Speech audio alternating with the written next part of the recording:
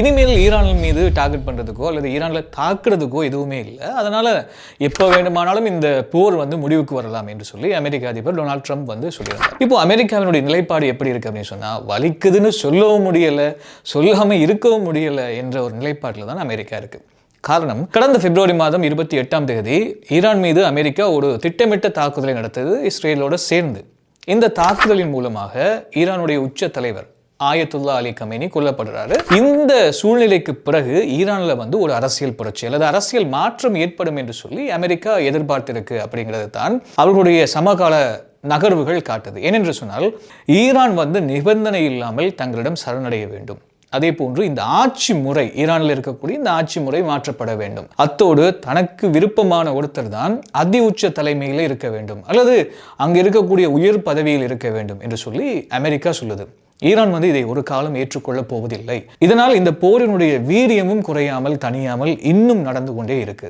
அமெரிக்காவுக்குள்ள வந்து இந்த போர் சூழல் பெரிய ஒரு அதிருப்தியை ஏற்படுத்தியிருக்கு. காரணம், அமெரிக்காவினுடைய அதிபர் டொனால்ட் ட்ரம்ப் தன்னுடைய தேர்தல் வாக்குறுதியில் சொல்லியிருந்த வாக்குறுதிகளுக்கு மாற்றமாகத்தான் இப்போது நடக்கக்கூடிய இந்த போர் சூழல் காணப்படுது. முதலாவது விஷயம், தான் எந்த ஒரு புதிய போரையும் தொடங்க போவதில்லை, நடக்கக்கூடிய எல்லா போரையும் தான் முடிவுக்கு கொண்டு வருவேன் என்று சொல்லித்தான் அமெரிக்க அதிபர் டொனால்ட் ட்ரம்ப் தன்னுடைய தேர்தல் வாக்குறுதியில் சொல்லியிருந்தார். ஆனால் இன்றைக்கு உக்ரைன் ரஷ்யாவுக்கு இடையிலான போர், ஈரான் மீதான போர் என்று சொல்லி பல போர்களை வந்து இவர் புதிதாக உருவாக்கி நடத்தி கொண்டிருக்கிறார் என்கின்ற ஒரு அதிருப்தி அமெரிக்க அரசியல் சூழ்நிலைகளில் ஒரு அதிருப்தியையும் அல்லது ஒரு பெரிய சலசலப்பையும் ஏற்படுத்தியிருக்கு. அத்தோட வாழ்க்கை செலவு, பணவீக்கம் இவையெல்லாம் அமெரிக்காவில் குறைக்கப்படும் என்று சொல்லி தன்னுடைய தேர்தல் வாக்குறுதியில் ட்ரம்ப் சொல்லியிருந்தார். ஆனால் இப்பொழுது எரிபொருளுடைய விலை, மக்கள் அன்றாடம் பயன்படுத்தக்கூடிய மளிகை பொருட்களுடைய விலை எல்லாமே சடதியாக அதிகரித்திருக்கிறது. இதன் காரணமாக நாட்டு மக்களை எதிர்க்கக்கூடிய ஒரு சூழ்நிலையிலே அமெரிக்க அதிபர் டொனால்ட் ட்ரம்ப் காணப்படுகிறார்.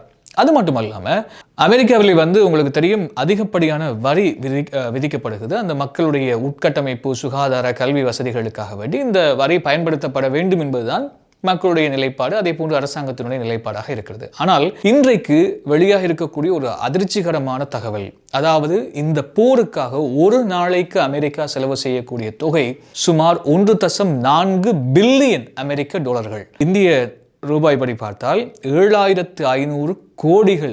இலங்கை ரூபாய் படி நீங்க கணக்கிட்டு பாருங்க, சுமார் 3 மடங்கு அதிகம். இந்த தொகையை வந்து அமெரிக்கா ஒரு நாளைக்கு இந்த போருக்காக செலவு செய்கிறது. இது வந்து அமெரிக்காவினுடைய மக்கள் மத்தியில் ஒரு பெரிய அதிருப்தியை ஏற்படுத்தியிருக்கு. காரணம், தாங்கள் கொடுக்கக்கூடிய வரி, இந்த வரியை வந்து நாட்டினுடைய எழுச்சிக்காகவும் வளர்ச்சிக்காகவும் பயன்படுத்தாமல் இன்னொரு நாட்டின் மீது ஒரு அனாமோதியமான போரை நடத்துவதற்காக வேண்டி அமெரிக்கா செலவழிக்குது என்கின்ற ஒரு அதிருப்தியினை மக்கள் மத்தியில் ஏற்படுத்தியிருக்கு. அத்தோட அமெரிக்கா வந்து பிற நாடுகளிடம் பெற்ற கடனுடைய தொகையும் இதன் காரணமாக அதிகரித்திருக்கிறது.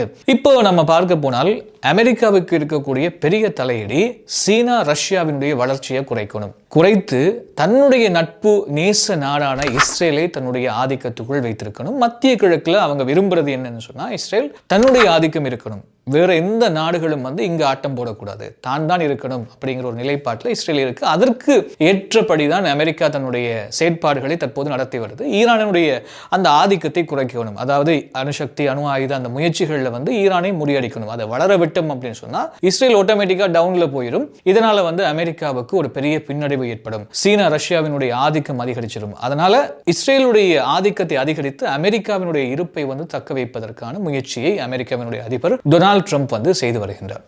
இது வந்து அமெரிக்காவினுடைய அரசியல் சூழ்நிலையில் கடந்த தேர்தல் வாக்குறுதிகளுக்கு மாற்றமான ட்ரம்பினுடைய செயற்பாட்டின் மூலமாக எதிர்வரக்கூடிய தேர்தலில் அவருக்கு ஒரு பெரிய பின்னடைவை கொடுக்கலாம் அப்படின்னு சொல்லிட்டு அரசியல் விமர்சகர்கள் வந்து சொல்றாங்க. விரைவில் இந்த போர் முடிவுக்கு கொண்டு வரப்படலாம் என்று சொல்லி அமெரிக்க அதிபர் சொன்னாலும் நிபந்தனை இல்லாத சரணடைவை ஈரான் ஒருபோதும் செய்யாது என்று நாங்கள் எதிர்பார்க்கலாம். ஏனென்றால் அவர்களுடைய நகர்வை பொறுத்து.